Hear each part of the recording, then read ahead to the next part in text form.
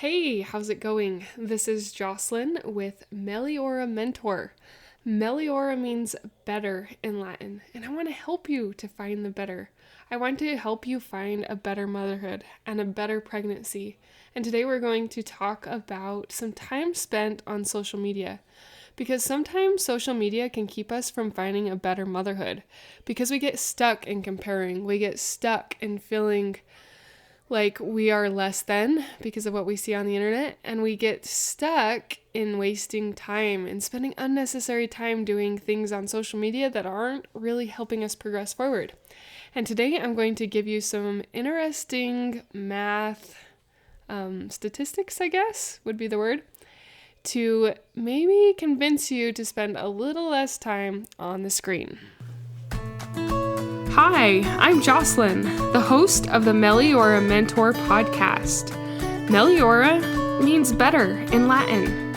I encourage better thoughts for a better you and a better life through taking small steps in thought and action. I help pregnant women and mothers to find positivity in their season of life through changing their thoughts to work for them and not against them. I help mothers find the small, doable steps without making drastic changes to their everyday life, and I can help you. Thanks for joining.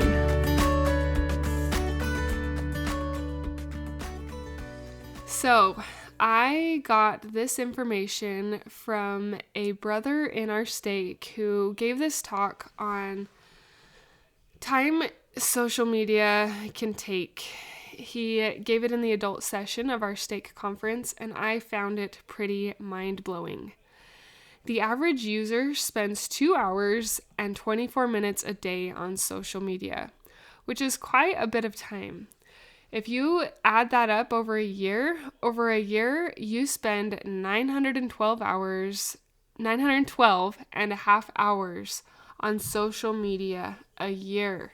That's quite a bit of time spent on social media, isn't it? Sometimes we don't realize how fast that time goes. I know I've got on social media.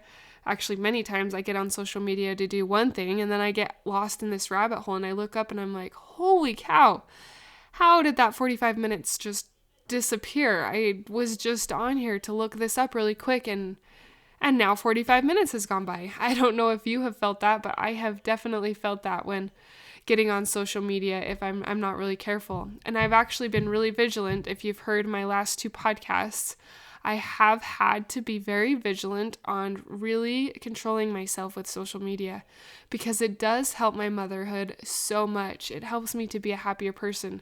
It helps me to not compare and to be a little bit happier in the lot I've been given and where I'm at in life. So I find that as I stay off social media, I'm a more intentional mother too. There are so many benefits to it. And today I'm going to talk about something else you could benefit if you chose to replace your social media with reading. So in his talk, Brother Farr gave a list of 30 of the classics. And on this list are many different books, from A Christmas Carol to Of Mice and Men, Fahrenheit 51, Wuthering Heights, and War and Peace. And he wrote down the time that it takes to read all these books. Now, just so you don't think that he picked a lot of short books to be on this classic list, he picked, or I don't know if he picked them, but he put together this list, and one of the books would take around 38 hours to read. Some of the shorter ones would take like an hour and 45 minutes, an hour and 25 minutes, but it ranges from an hour and 25 all the way up to 38 hours. And he figured out the time that it would take to read 30 of these classics. Guess how many days you would be able to finish these classics in if you replaced your habit of 2.5 hours of social media with reading classics? It would only take you 77.2 days to read through that whole list of books. Now, I know a lot of us as moms probably don't spend quite 2.5 hours on social media because we've got children. We are busy feeding, chasing, and doing all that type of stuff. And all the other mom jobs and responsibility that comes with being a wife and a mother. But even if your social media was half of that time, you could still finish those books in 154 days. To me, that was really eye-opening and mind-blowing that how much brain power is used to going to mindless things on social media when that could be used to soaking up the classics and learning some of the great literature that we have in our world. Why is it important to read classics? It is good for your mind because the classics can help you to have strong ideas, even if you don't always agree with them. Classics can help you better understand yourselves. They also can help you to understand others because it helps you to understand what they're going through and to almost feel and walk through someone else's shoes. It can help you to shape your morals and values and to try and figure out what you would do in those situations. There are timeless values and things that you can learn from the classics that will make you a better mother, that will help you when you go to teach your children about these morals and values that you desire them to have. It can open your perspective to different worlds and historical perspectives. You can learn about inner strength. Some of the themes that are in classic literature are there because they're relevant forever. They've got some of those timeless themes between good and bad, right from wrong, good and evil. Reading and studying the classics can also help you to think deeply and to concentrate. I think doing this can also help with your patience because we kind of live in the day of instant gratification. And if we always just instantly reach for the phone and don't take time to do something that's going to take a little bit longer, but have a lasting impact on our thoughts and our minds, I think that as we take the more intentional route of the second one, of having the more intentional, longer lasting, we will be able to gain patience because our perspective is pushed out. That's just a theory. There's no fact behind that one. And this is not a podcast on why the classics are so good. But I feel like I would have had the question, why should I even read the classics? There are so many reasons why classics are good for you and why they will be a lot better for your mind than what social media puts into your mind. No matter what, you are always changing. It may not feel like you are, but everything you look at, everything you read, everything you see on social media, and all the thoughts you think about it are having an impact on you. And they are causing you to change in one way or the other. Hopefully it's to change for the better. But I know sometimes social media can be a drag or a time waster or a comparison trap. And if we are not careful as mothers, we are going to get stuck in there. And then what happens? When our kids make a mistake or they need our help, we get short. And we get irritable because they've interrupted us or because they don't understand or because our fuse is short because we feel like we don't measure up and we're feeling terrible because they're so much better than us and they're farther ahead in motherhood and owning a house and we don't even own a house and they have the nice vehicles and we don't, and so on and so forth.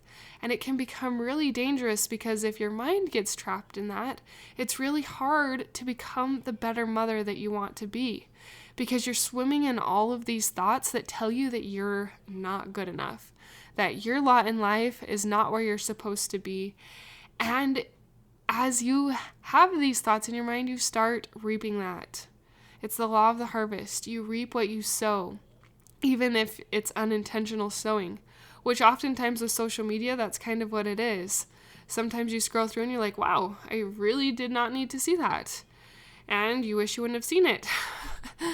Just taking limited time to get off or to set specific times when you're going to do it. Unfollow certain people. Follow the ones that lift you up. Unfollow the ones that break you down. Will pay off. It might take a little bit of time to see the results, but as you take the time to get off, to start reading the classics, not only will your mind be uplifted and enlightened, but you will feel so much better. I know because I feel personally so much better when I do it. I have stopped scrolling. I will check notifications every now and then, and I will admit that sometimes when I'm bored, I do check Marketplace. I like to find secondhand stuff on sale. So I do that on occasion, but that's only after my kids are in bed. So set guidelines for yourself. Set doable guidelines that you want to live by, that will honor the person that you are desiring to become, that will give your children the example that you want them to have with social media when they grow up. Do they see you on your phone all the time and think that when you grow up, you just get to be on your cell phone all the time because that's all adults do? Or do they see you engaging with them? Do they see you showing the example of reading? Do they see you getting fresh air outside? Think about that. Think about the person you want to be and the example that you are setting, whether intentionally or unintentionally, they are watching. You are amazing, Mama, and I know you are trying so hard in your job to be a good mom. It is not easy. It can be very overwhelming, and social media can even make it seem more overwhelming. But you can do this. You can do this hard thing. You can become the person that you desire to be.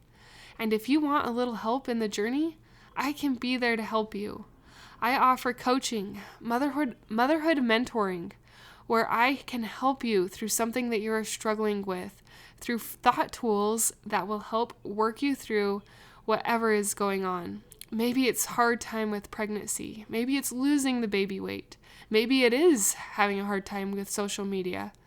I can help you because thought work has changed my life for the better, and I want to help you change yours. If that is calling to you, please send me an email at melioramentor@gmail.com. The link is always in the show notes, and let's get you scheduled to have one-on-one sessions. Mine are different than other mentors and coaches because they're just 10 minutes at a time. 10 minutes because we're both busy moms and we both have things to do all day. But 10 minutes gives you something doable to work on that will help you actually move forward. And then for the next 5 weeks, I hold you accountable. I help you to reach your goal. I've had my own mentors, and they have helped me to reach my goals of having better pregnancies, of getting my pregnancy course out there, of losing weight, and helping me become the person that I want to be. We're getting closer with each day as we implement each small and simple step to become better, to find Meliora. Thank you for listening to this episode. Thank you for being the mom that you are. Thank you for sharing. And most of all, thank you for implementing what I am trying to help pass along, because it has changed my life and I want it to change yours for the better. Next week, we are going to talk about my kids' screen time allowances and what our current rules are in our family for screen time. So I hope you'll join me for that episode. But until next time, thank you for being a part of the Meliora Mentor podcast, for listening, for sharing, and for most of all, applying these tools into your own life to improve your own happiness so that you can find your own better thoughts for a better you and a better life through taking small steps in thought or action to reach your goal. If you are one of those individuals who have an inner desire but are having a difficult time making progress in your goals, I can help you find the small, doable steps without drastic changes to your everyday life. Reach out, let's connect, and let's see you move forward. My name is Jocelyn, and I thank you for listening. Until next time.